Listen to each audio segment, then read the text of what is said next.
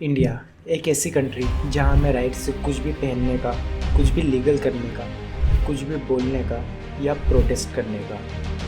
According to population India is the largest democracy in the world. लेकिन इस बात में आखिर कितनी सच्चाई है, चलिए जानते हैं आज के इस वीडियो में। इलेक्टोरल बॉन्ड का स्कैम ना सिर्फ देश का सबसे बड़ा स्कैम है बल्कि ये पूरी ही दुनिया का सबसे बड़ा घोटाला है।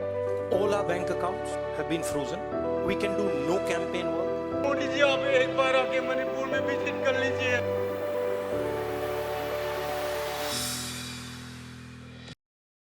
The burning Manipur. तारीख थी 4 मई और साल था सन 2023, जब मणिपुर में हिंसा होना स्टार्ट हो गई। 50,000 से ज़्यादा लोगों के घर जलाए गए, सैकड़ों लोग मारे गए और लड़कियों का खुलेआम गैंग रेप किया गया। ये हिंसा कई साल से चली आ रही थी, लेकिन इसको बढ़ावा तब मिला जब वहाँ की सरकार ने हाई कोर्ट में एक बिल पास किया। उस बिल के पास होते ही वहाँ पे लोगों के घर जलने लगे, लोग मरने लगे, कई लोग घायल हो गए और ये सिलसिला पिछले 1 साल से चल रहा है। आज भी लोगों के घर उजड़े जा रहे हैं, आज भी लोग वहाँ पे मर रहे हैं।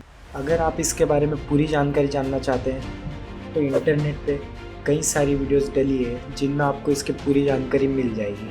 इतने लोग मारे गए, इतने लोग बेघर हुए, लेकिन ना तो इस पे कभी सेंट्रल गवर्नमेंट या मोदी ने कोई बात की और ना ही देश की गोदी मीडिया ने इसे कभी न्यूज़ पे बताया। द किसान प्रोटेस्ट। पंजाब में हुई इस किसान प्रोटेस्ट को टीवी न्यूज़ चैनल पर कवरेज तो मिली, लेकिन गोदी मीडिया ने इसे या तो एंटी नेशनल कहकर पुकारा या पंजाब के किसानों को आतंकवादी कह दिया। पुलिस ने सड़कों पे किल लगा दी और आंसू गैस के गोले फेंके गए किसानों पर। जो किसान दिन रात मेहनत करता है, जिस किसान से देश को बढ़ावा मिलता है, जो किसान लोगों का पेट भरता है, अगर वही किसान अगर अपने हक के लिए आवाज़ उठाए और देश की पुलिस और देश की सरकार अगर उसके साथ ऐसा बर्ताव करे तो राइट टू स्पीच और राइट टू प्रोटेस्ट हमारे देश में वहीं ख़त्म हो गया। The biggest scam of India या कहे तो द इलेक्टोरल बॉन्ड स्कैम। अगर आपसे पूछे कि देश का सबसे बड़ा स्कैम कौन सा है तो शायद आप कहोगे the Colgate scam, the 2G scam या द विजय माल्या स्कैम। मगर हाल ही में हुए इस इलेक्टोरल बॉन्ड के स्कैम के बारे में आधे देश को पता तक नहीं। इलेक्टोरल बॉन्ड में सिर्फ बीजेपी ने स्कैम नहीं किया, बाकी जितनी भी पार्टीज है जिन्होंने चंदे के बदले में धंधा दिया है वो सारी पार्टियां इस स्कैम के लिए दोषी है। मगर खुद को राम भक्त कहने वाली बीजेपी, जिसने बीफ बनाने वाली कंपनी से भी 2 करोड़ का चंदा लिया है। अगर आप खुद को राम भक्त कहते हैं और अगर कोई कंपनी गायों को काट कर उनका मीट बेचती है और आप उससे भी चंदा लेते हो तो शायद आपसे गिरा हुआ और कोई नहीं है। The wrestler protest. Brijbhushan Singh BJP के MP और रेसलिंग फेडरेशन के प्रेसिडेंट, इन्होंने इंडियन फीमेल रेसलर के साथ कुछ दुष्कर्म करने की कोशिश की, जिनमें से कुछ तो माइनर तक थी। कई महीने रेसलर्स ने प्रोटेस्ट किया, मीडिया में इन्हें जरा भी कवरेज नहीं मिला और न ही ब्रिजभूषण सिंह के खिलाफ कोई स्ट्रिक्ट एक्शन लिया गया। और उन रेसलर्स के साथ क्या हुआ ये आप खुद देख लीजिए। Week, violently taking down the protest, dragging India's elite wrestlers off to detention. ये वही रेसलर्स हैं जिन्होंने भारत के लिए गोल्ड मेडल और सिल्वर मेडल लाके दिए थे, मगर इन्हीं के साथ भारत सरकार आज ऐसा बर्ताव कर रही है।